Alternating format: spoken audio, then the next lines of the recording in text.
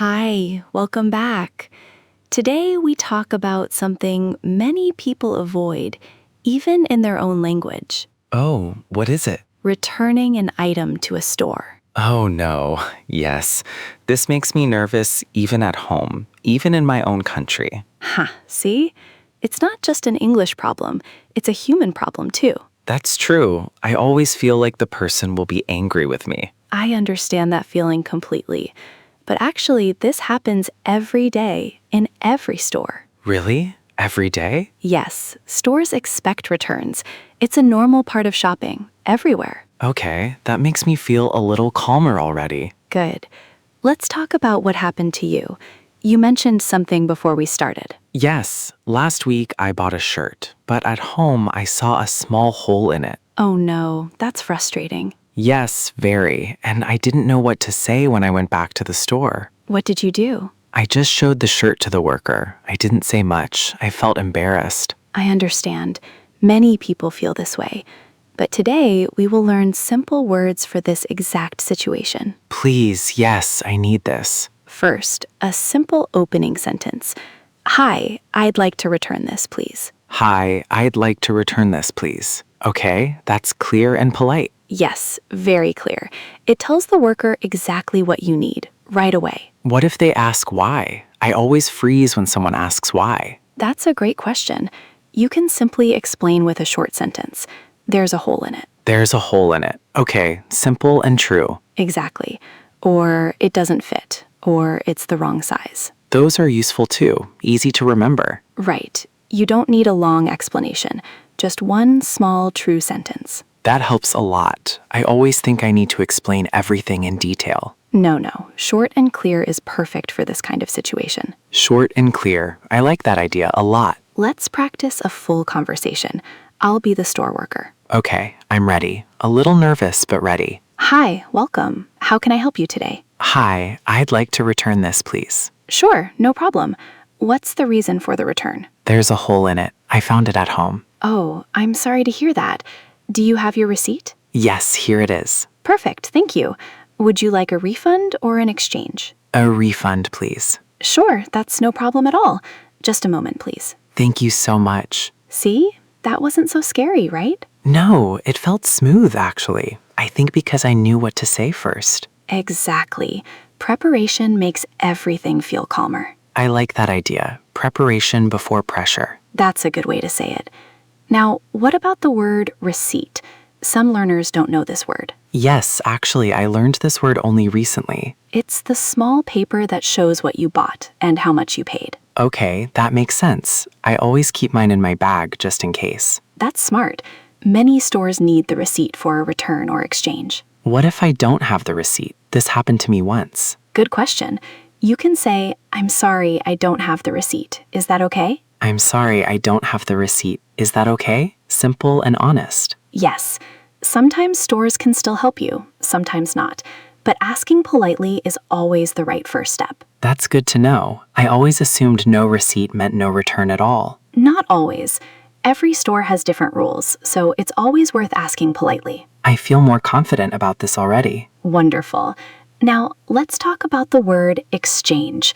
Do you know this word? I think so. It means changing the item for a different one. Exactly right.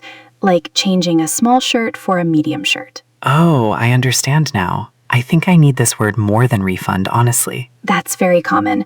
You can say, can I exchange this for a different size? Can I exchange this for a different size? I like this sentence a lot. It's very useful, especially for clothes and shoes. Yes, this happens to me often with shoes, actually. Let's practice that version too. I'll be the worker again. Okay, ready. Hi, welcome. How can I help? Hi, can I exchange this for a different size? Of course. What size do you need? At a medium, please. This one is too small. Sure, let me check for you. Thank you so much. See how smooth that felt too? Yes, I think the key is really just knowing the first sentence. Exactly. Once you say the opening sentence, everything else becomes much easier. That's such a helpful idea. The first sentence opens the whole conversation. Beautifully said. Now, what if the store worker speaks quickly and you don't understand? Oh, this happens a lot, especially with busy workers. You can say, sorry, could you repeat that please? Sorry, could you repeat that, please? Okay, I remember this kind of sentence from before. Yes, it's a very useful sentence in many situations, not just stores. I'm collecting more and more of these useful sentences now. That's wonderful. They become your toolbox for real conversations. I like that idea, a toolbox of small English sentences. Exactly. Now, let's imagine one more situation. What if the item was a gift and you don't have the receipt at all? Oh, this is tricky. What can I say then? You can say, this was a gift. I don't have the receipt, but I have the gift receipt. Oh, gift receipt. That's a new word for me. Yes, some stores give a special receipt for gifts without showing the price. That's helpful to know. I didn't know this word before today. Now you do. Small new words every single day. I love learning this way, honestly. Me too. Now, what if the worker says the item cannot be returned? Oh, that would feel disappointing. It can be, but you can still be polite. I understand. Thank you for checking. I understand. Thank you for checking. That's a calm, mature response. Exactly. Even when the answer is not what we want, kindness matters. I agree. Getting upset wouldn't help anyway. True. And sometimes you can ask, is there anything else you can do? Is there anything else you can do? That's a gentle way to ask for more help. Exactly. It shows you're flexible, not demanding. I really like this phrase. It feels respectful but still hopeful. Beautifully put.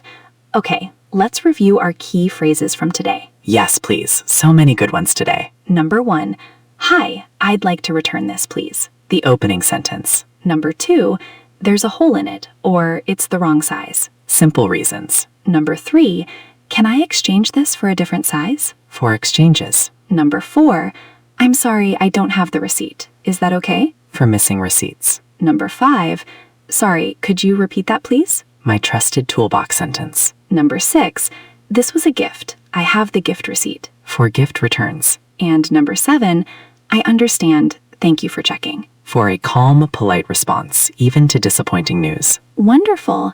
You really learned a lot today. I did. I feel much more prepared for my next store visit, honestly. I'm so glad. Remember, store workers deal with returns every single day. It's completely normal for them too. That helps me remember I'm not bothering anyone by asking. Exactly right. You're simply using a normal, everyday service. I feel calmer about this whole topic now, truly. That's wonderful to hear. Small sentences really do carry big confidence. Small sentences, big confidence. I will remember this always. Thank you for listening. See you in the next conversation. Goodbye. Goodbye, everyone. Take care. Before we close, let's talk about one more common worry. What if the line at the store is long and you feel rushed? Oh, this happens to me a lot. I feel pressure to hurry and then I forget my words. I completely understand.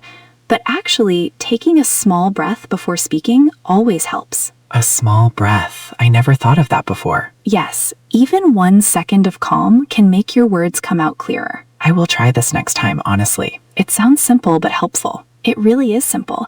And remember, the worker is not judging your English. They just want to help you. That's a nice way to think about it. I always imagine they're judging me somehow. Most workers are focused on solving the problem quickly, not on grammar or accent. That's very reassuring, actually. I feel less pressure now. Good. Now, what if you want to return something online and later bring it to a physical store? Oh, this is confusing for me. I never know the right words for this situation. You can say, I bought this online. Can I return it here in the store? I bought this online. Can I return it here in the store? That's very clear, actually. Yes, and many stores today allow this, but it's always good to ask directly. I didn't know some stores allow this. That's useful information. It saves time and shipping costs too, so it's worth asking about. I will remember to ask this next time I shop online. Perfect. One more small tip. If you feel unsure, you can always ask, where is the returns desk? Where is the returns desk? Yes, sometimes I don't even know where to go in a big store. This happens to many people, especially in large department stores. I feel much better prepared for big stores now, honestly. Wonderful. Preparation really does bring calm confidence. I completely agree. Thank you for adding these extra situations today. You're very welcome. I always enjoy adding real, practical situations for you. It makes everything feel more useful for my actual life, not just theory. That's exactly the goal, always. Real English for real moments. Real English for real moments. I love that idea a lot. One final thought before we finish completely. Every return, every exchange is just a small transaction, nothing more. I like thinking of it that way. It removes the emotional weight somehow. Exactly. It's simply business, calm and normal every single day. Thank you again, truly, for such a clear and calming lesson today. You are so welcome, and I am proud of how far you have come today. I am proud of myself too, honestly, more than I expected to be. Now go enjoy your day, calm and ready for whatever small store moment comes next.